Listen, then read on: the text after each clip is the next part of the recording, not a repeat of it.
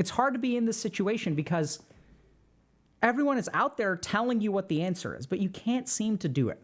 You get so frustrated with yourself that you're looking for some out-of-the-box creative solution because the strategy you've been using hasn't been working. Analysis paralysis of my own feelings and being tired of embracing my emotions. Okay? Let's take a look. Oh. I don't know if this is the right timing to ask on mental health. It's literally 4 a.m. on the East Coast. But here we go. Long post. Imagine that you have analysis paralysis. There are numerous web articles that talk about this, and the answers are similar. Don't sweat over things. Learn to overcome perfectionism. Realize that failure at some point is inevitable. Practice self-compassion. Focus on dealing with your anxiety physiologically. Aim for good enough instead of very good, yada, yada, yada. Except good enough is the exception, while underperforming is the norm. And I don't even know well how to be good enough. And it's on a perhaps very basic executive function. Doing a task and stay relatively focused while not having a major emotional restraint from it. While I'm getting better at the doing a task and stay relatively focused one, not having a major emotional restraint like distress, anxiety, demotivation, craving, distraction remains very hard for me. The point of the confusion is there are so many emotional reasons to make me avoid work. One day it could be anxiety. Next day it could be demotivation. And the next day it could be my cravings to internet and overeating that make me browse the net for hours and so on. And I've made and tried so many strategies and meta strategies on this, but nothing seems to work well. I even avoid listing my best strategies now because I hate that any discussion of this topic might get laser focused to those strategies only. I'm done with critically analyzing my ways. I need out-of-the-box creative perspectives and reframings. This has been hindering my productivity forever. Any perspectives? TLDR, I have a frequent analysis paralysis, but instead of perfect versus good enough, it's good enough is the jackpot and underperforming is the norm. All right, so let's look at this. Sometimes we're on the struggle bus. We recognize that we've got a problem. We recognize that it's hard for us to consistently do work. That's the core of the issue. And even in some ways, we can train a part of it, right? I can train my mind to stay on task for some amount of time. But then what happens is emotions get in the way. And what I notice is on a day-to-day basis, I have different kinds of emotional crap going on. One day I feel anxious, one day I feel distressed, one day I feel despair, one day I'm beating myself up because I wasted yesterday. And over time, I feel more frustrated with myself. This is a problem that needs to be fixed. If it's a problem that needs to be fixed, there are solutions. So there are multiple articles on the web talking about analysis paralysis. And they give us all kinds of answers and solutions. Overcome perfectionism. Focus on good enough, right? Instead of very good. Acknowledge that failure is a part of the learning process. A lot of the stuff that we say, right? All those answers are out there. And we read those answers. And we know those answers. And we try to apply those answers. And we run into this emotional problem. And so over time, we try strategy after strategy after strategy after strategy. And none of them seem to be working. Or they work hit or miss, not consistently. And so now what I need is a different kind of strategy, a meta strategy, a creative strategy, an out-of-the-box strategy. I need some kind of inspiration that'll fix this problem. Why does this happen to us? Why do we get stuck in analysis paralysis and looking for solutions? Why is it that there are solutions out there and they don't seem to work? Right? If I could just do them, because it's the right answer. It's like, stop being so perfectionistic. Okay. Practice self-compassion. Okay. Like the answers are out there and people say they work. There's scientific studies about them. Dr. K talks about them. My friends talk about them. They share this with me. I see it on my feed. This is the answer. It's the answer. Why doesn't it work? Okay, it's because of these emotions. But I'm tired of embracing my emotions. I've been doing it for a while. People have been saying, okay, if you're stuck In analysis paralysis, embrace your emotions. But that doesn't, I'm tired of doing that. I want an answer. I want a solution. Really hard, right? It's hard to be in this situation because everyone is out there telling you what the answer is, but you can't seem to do it. And like, you get so frustrated with yourself that you're looking for some out-of-the-box creative solution because the strategy you've been using hasn't been working. So let's try to understand what your strategy is and why it doesn't work. Or has limited success, let's say. So the first thing. So when we engage in analysis paralysis, the first thing that we've got to understand is the difference between cognition and emotional strategies. So a cognitive strategy tends to be solution-focused, problem-focused. And I know it sounds kind of weird, but I think sometimes a cognitive strategy can masquerade as an emotional one. Okay? So what does that mean? So when people say, okay, embrace your emotions, what people who are very, very like kind of metacognitive and hypercognitive will do, very common for gifted kids, by the way, is they'll actually use like a cognitive approach to emotions. So they won't actually feel, they'll analyze emotions. So it's not actually embracing emotion, it's an analysis of emotion. So let me give you all an example. So if we go back to this post, right? So look at what they're doing. Not having a major emotional restraint. Distress, anxiety, demotivation, craving, distraction remains hard for me. And they kind of say, one day it could be anxiety, next day it could be demotivation, next day it's cravings.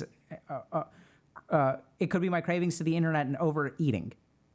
So this is what's going on. They're analyzing what they experience. Oh, today this is anxiety. Today this is distraction. Today this is despair. Today this is frustration. This is actually a cognitive analysis of emotion. And then what do you do when you're operating in this kind of realm? What you also do is find solutions. So what do? They're like, oh, okay, so like I have trouble, I procrastinate, let's say. So I'm going to read about procrastination on the internet. They come up with solutions, right? So overcome perfectionism. Learn to accept that failure is a part of the process.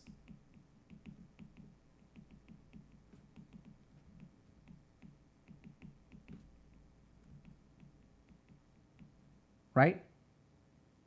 Don't sweat. Don't sweat it. Believe in yourself. Self-compassion. There are all these answers out there. But this too is cognitive. 100%. This is all cognitive. None of this is emotional work.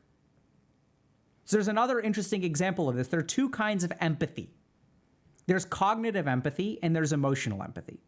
And then you may ask yourself, wait a second, isn't empathy empathic by nature? No.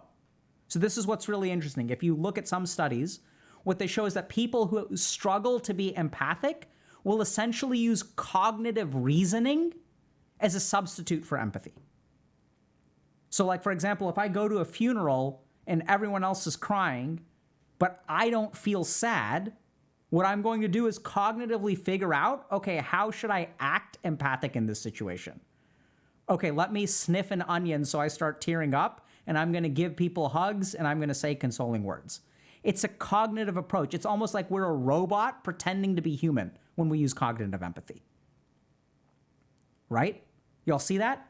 So this happens when we have an over-reliance of cognitive strength in our mind with essentially like an IQ-EQ imbalance. So generally speaking, we have IQ, which is our reasoning ability. We have EQ, which is our awareness of emotions and things like that. And for some people, what happens, especially if you've got high IQ, is that we start using this more. So we level it up. And since we get by with using IQ for all kinds of things, our EQ starts to kind of get rusty. And then over time, we'll develop this balance where we become overly intellectual. And if we become overly intellectual and not in touch with our emotions, we wind up with analysis paralysis. Because what we're trying to do is fix an emotion with a cognitive process, which fundamentally can work, but it's hard and there are things that are missing. So for example, if you look at like cognitive restructuring, cognitive behavioral therapy, things like that, even the yogic perspective of digestion of some scars, you can use cognition as a method of processing some emotions, but generally speaking, we tend to be missing a couple of things here. So that's what we're going to teach you. So if you're stuck in analysis paralysis, what do you do? Because it's kind of weird because even this person now is saying, I'm done with critically analyzing my ways. I guess I need an out-of-the-box creative perspective or reframing. That's actually another cognitive solution. Do you guys see this? This is logical. This is not emotional. All of their solutions are logical in nature. They're all cognitive in nature. This is why they continue to fail. Because what someone does is they logically say, okay, I tried critically analyzing. Let me try uncritically analyzing. Let me try creative inspiration. It's a logical thought process. They're like a scientist who's trying to figure something out. You guys get this? Do y'all see that? It's the same thing. It's looking for a logical solution, right? They're trying to solve a problem. They're looking for a solution. Do y'all get that? So if you're looking for a solution, that is not embracing your emotions. Embracing your emotions is not about fixing them. It's about embracing them. It's about accepting them. It's not about changing them. Do y'all get that? So here's the thing. If I accept something, I accept it. Right? Take it as is. And so as long as you're operating to try to fix something or solution focused, you're not actually accepting it. Now, you can change after acceptance, which we'll kind of talk about. And this is what's so confusing for a lot of people who are stuck in analysis paralysis, because they're like, wait a minute, if I just accept it and I don't try to fix it, does that just mean I'm doomed to suffer for eternity? Am I just supposed to accept that I'm procrastinating and undisciplined? That doesn't work for me. That is not an acceptable solution because that means I'm going to continue procrastinating. That's the problem I'm trying to fix. So they reject acceptance, right? Because it's not acceptable to accept you're procrastinating. It seems so counterintuitive. They're like, are you just, if I accept that I'm procrastinating, I just accept it. If I don't try to fix it, that means I'm going to be procrastinating the rest of my life. That's what I want to fix. That's not acceptable to me. So they start by rejecting acceptance. So let's try to understand how to deal with that, because it's tough. Let's start with this. Where do these states come from? Okay, let's try to understand this. When I feel an emotion, this emotion manifests in all kinds of cognitive ways. So let me give you all an example. Let's say I have a 3-year-old kid who's afraid of the dark.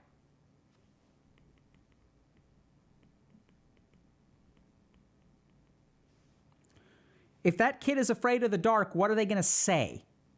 They're going to say, I'm afraid of monsters.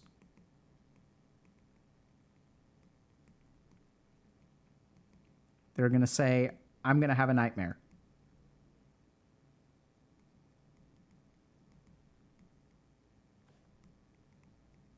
They're going to say all kinds of things. I'm feeling sick. To try to meet this emotional need. So when we have a powerful emotion that is subsurface, it manifests as all kinds of different cognitive ways. These are probably have a shared root, right? So if you think about distraction, for example, and this person definitely has this kind of thing too. Or not definitely, I mean, we don't really know. But so when we find ourselves using coping behaviors like craving the internet and craving overeating, These coping behaviors are a sign of a subsurface emotion. Because why do we overeat? To make ourselves feel better. That satisfaction in our brain from eating like calorie-dense food actually like overcomes some negative emotion, right? That's why people develop eating disorders sometimes. Sometimes the pathophysiology of it. Right? Why do we turn to the internet? Because we're feeling bad on the inside. The tricky thing is that when we cognitively analyze what we feel in this moment, we can apply a label and then go looking for a solution. But all of these have a common root in an emotion. Because when we see this negative emotion, we also use coping mechanisms. So we have evidence here that there's a core emotion that is creating all these different manifestations. And it's just like this, right? It's just like the 3-year-old, where they're going to come up with all kinds of reasons, but I can check under the bed and say there's no monsters there. And then the kid is going to turn to this one. And I'm going to sort of deal with this, and then the kid is going to turn to this one. I'm going to deal with this, and the kid is going to come to this one. Does that make sense? It's like playing whack-a-mole. So another sign of subsurface emotion is that you're playing whack-a-mole with surface emotions. So you feel anxiety one day, fear the next day, despair, sadness. They're all kind of popping up all the time, all the time, all the time, all the time. And so you try to fix each of these things with a different solution. I'm going to do research, and I'm going to do this thing, then I'm going to do this thing, then I'm going to do this thing, then I'm going to do this thing. And yet the problem persists. Why is that? It's because you're not attacking the root.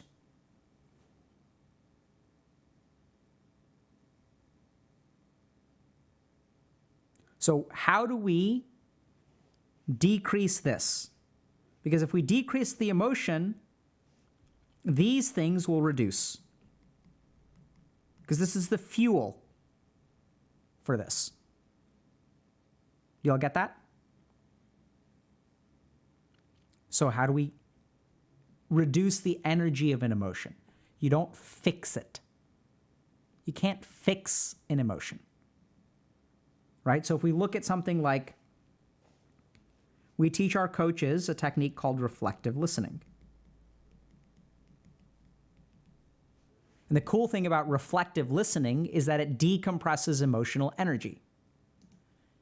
This is something that also therapists are very good at, right? So a therapist, when you come in and you talk to a therapist and you say, I'm going through a divorce, a good therapist won't coerce your partner into staying with you, right? Therapists don't actually fix things on the outside. What they help you do is decompress the emotions that you deal with. And as you decompress those emotions, the behaviors that arise out of those emotions, the thoughts that arise out of those emotions, are the things that actually start to reduce. So when I'm toxic to the people in my life because I feel unloved, as I'm able to voice that to a therapist and be honest with that emotion, that kind of goes down. The energy of the emotion goes down, and the toxic behavior reduces as well. That's how therapy works, sometimes. Right? Therapy is complex, and there are lots of different ways to do it. But the key thing here is that you've got to reduce the emotional energy. And this person is doing a good job because they're trying to diagnose it, right? They're trying to figure out, okay, what do I feel? What do I feel? What do I feel? The problem is that once they feel something, the first thing that they try to do is fix it. So instead, what I would recommend is if you're someone who is able to diagnose your emotions cognitively and then goes to solutions on the internet, tries to implement those solutions with varied success, because there is value to that, right? What I recommend that you do instead is ask yourself, where is this coming from? Okay, I feel anxious today. I feel distractible. What am I trying to distract myself from? What am I worried about? Another question you can ask yourself, this is a tricky one. If I get caught up in this anxiety, what can I avoid thinking about? Because sometimes even negative emotions can be defensive mechanisms. And then as you find that emotion, recognize, because here's the tricky thing when we experience a negative emotion. This is why it's so easy to reject and so hard to accept, because we don't want to feel that way. We want the feeling to go away. We want to fix it so we never have to feel that way again. That is rejection of an emotion. It is not acceptance of an emotion. And this is what's so cognitively difficult about this, because you may say to yourself, wait, but if I accept it and I don't try to fix it, does that mean that I'm doomed to experience this for the rest of my life? And that's where the big irony comes in, because in accepting emotion is truly how you get free of it. And by trying to get rid of it, you fall into an analysis paralysis trap where it's haunting you all the time and manifesting in 1,000 different ways. So the bizarre thing is actually, yes, you have to accept that you may feel this way for the rest of your life. How does that make you feel? Because the other thread that's running through this, I don't know if you'll get this. The other thread that's running through this, could be wrong here, right? Because I've never talked to this person, is a lot of frustration with the self. Do y'all get that? I've tried so many things, so many things, so many things, so many things. Nothing's working, nothing's working, nothing's working, nothing's working. And so in the back of your mind, when everyone has answers for what to do and they don't work, what does that say about you?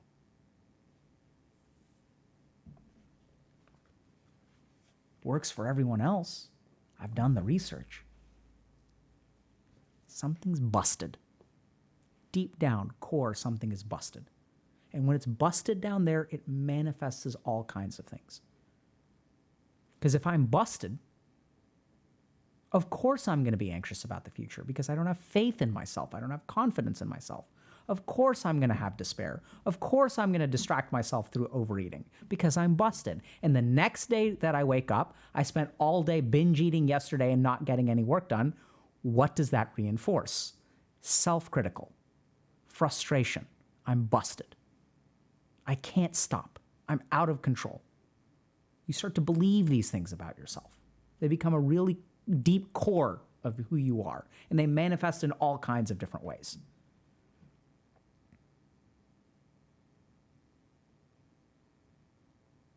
So if you're in the analysis paralysis trap, start by recognizing, first of all, whether you're overemphasizing cognitive approaches. And even then, it may feel like you're doing emotional work, or not feel. You're going to think you're doing emotional work, but you're not actually doing emotional work. You're doing cognitive work. You're analyzing things like emotions. And then as you come up with solutions, that's not what emotional work is. Emotional work is not about solutions. It's about digesting and processing emotion. And that's where just talking about it is enough. Right? We have decades of research on therapy where the majority of what you do is talk about it. And that decompresses the emotion. Right? There are other factors that can decompress it as well. So if you're kind of in the situation, start by recognizing you may not really be doing emotional work at all, and that accepting emotions is a huge part of it. Uncovering them is a huge part of it. And you can use some of these techniques like asking yourself, what am I anxious about? What am I despairing about? How do I feel about myself? How does today make me feel about myself? Where is this anxiety coming from? And in doing that kind of work, you can get to the emotion. And once you get to the emotion, hopefully you can sit with it and not try to fix it. So be it. And this is where the cognitive part of you is going to rebel. It's going to say, but oh my God, what about, I can't sit with this. It's too painful. Let's fix it instead. That's so much better because, hey, if we can figure out the solution to this, think about this. We never have to feel this way again. If we can become master meditators and meditate away all of our negative emotions, then we will have emotion resistance at 100%, and we never have to feel pain again. Let me learn how to be the best meditator on the planet. And in doing so, you will become the worst meditator on the planet.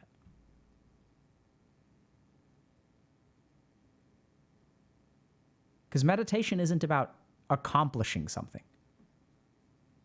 Everyone does it to accomplish something, including a lot of the original meditators who are doing it to accomplish enlightenment. Now we use it to accomplish reductions in our anxiety scales in a clinical setting. Let it be. And notice the cognitive part of your mind as it rebels. Oh, no, we can't let it be. This means that my future is doomed. No. It's not. That's the scary thing. Is that you can't let it possibly be doomed. You got to control it. You got to fix it. Y'all get that? You can't actually let it be. That terrifies you. And as that terrifies you, you try to fix it. And as you try to fix it, you give in to the terror. The terror starts to control you.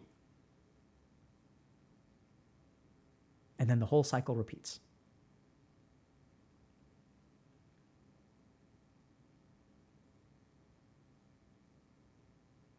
So now we're going to practice a meditation that's related to this. Very simple meditation. So the next time you're feeling not great about something, so I'll give you all kind of a more specific idea. The next time your mind is convincing you to not do something. Don't go to the grocery store today. Don't work today. Cancel on your friends. Don't go to the party. Sit. Back straight, neck straight, eyes closed.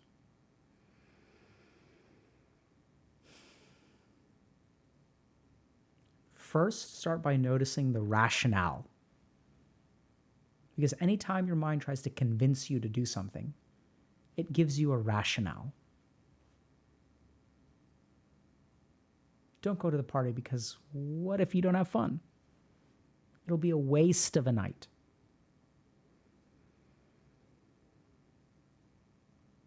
So start by noticing the rationale. And now set that aside and move a little bit deeper. Imagine that the rationale is up here in your head. And we don't really feel emotions in our head. As we start to move a little bit deeper, lower, move to our neck, start to ask yourself, what is the emotional consequence that I would avoid by avoiding this task? What am I trying to avoid here?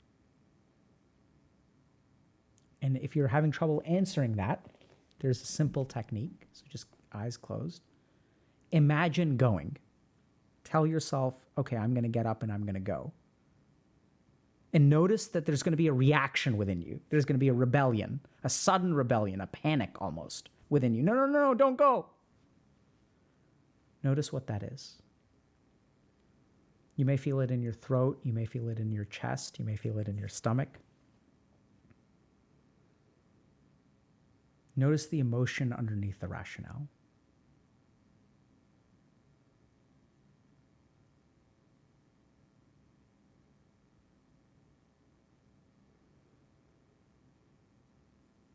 And acknowledge that this part of your mind that you're trying to overcome is actually looking out for you.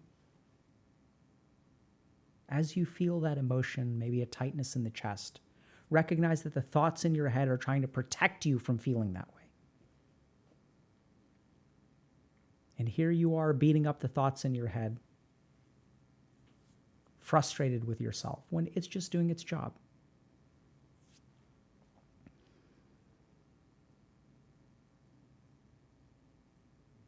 Notice the interplay between thoughts and feelings.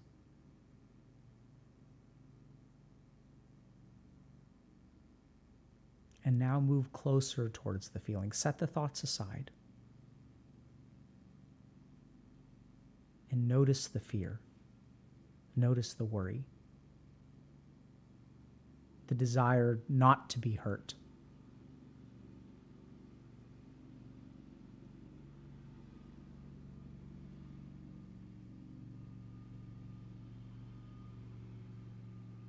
And now let that emotion wash through you. It starts at the top of your head like thoughts, condenses down to physical sensations.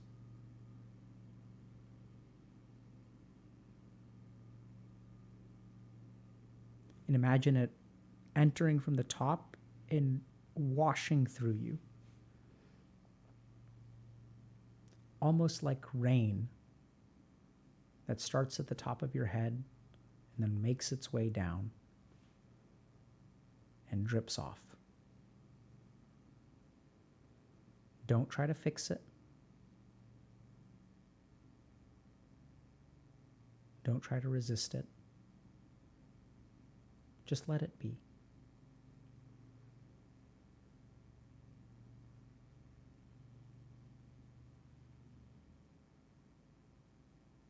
And notice that the pain may well up, the emotion may increase, and have compassion for yourself for suffering in this way.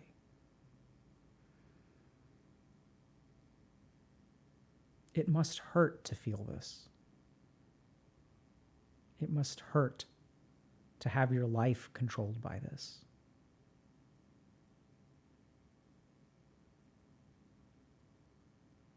Acknowledge how hard it is for you.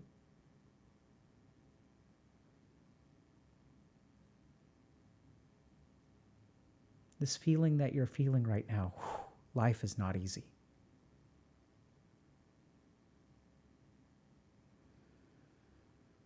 And now take a deep breath in through your nose.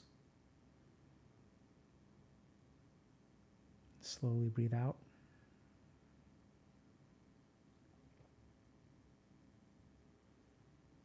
With each breath, imagine shaking off the rest of that rain.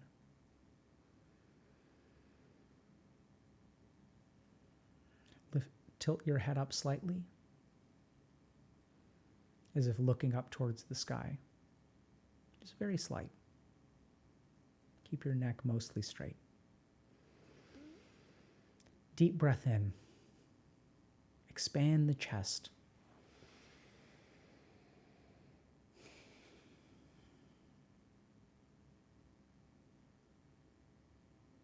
The deep breath, raise your arms almost into a T pose. Expand the chest, stretch. As you exhale, bring your arms up above you. Have them touch, fully extended above your head. Breathe in, and then as you exhale, let them rest. Come down slowly, slowly, slowly. Move back into a sitting position. Neck straight, back straight, arms straight, or arms relaxed. Now notice the vigor that you feel, the awakening. See the strength that you have within you. And now return to your task and ask yourself, can I do this today? Am I strong enough to do this today? Am I strong enough to do something right now? And you may notice that it feels overwhelming, and if so, let it be.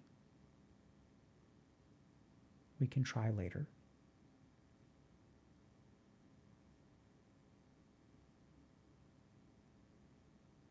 Imagine yourself like a child who's about to go perform on stage. And if the child isn't ready, we don't want to shove them out on stage. Force them to perform.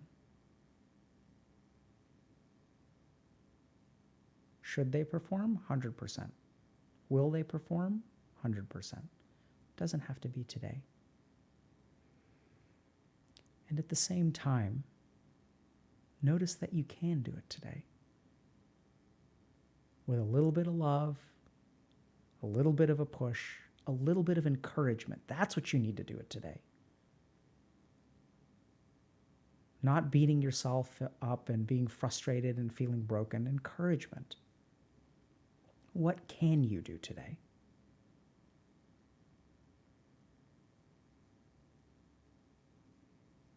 Place a little bit of faith in yourself. Because you can't just have faith in yourself. It has to be put there. Notice the strength and energy, the vitality of your body in this moment. And put a little faith in yourself that you can do something today, however small it is. And maybe you can do the task that you originally set out to. Try. Give it a shot. Go get 'em.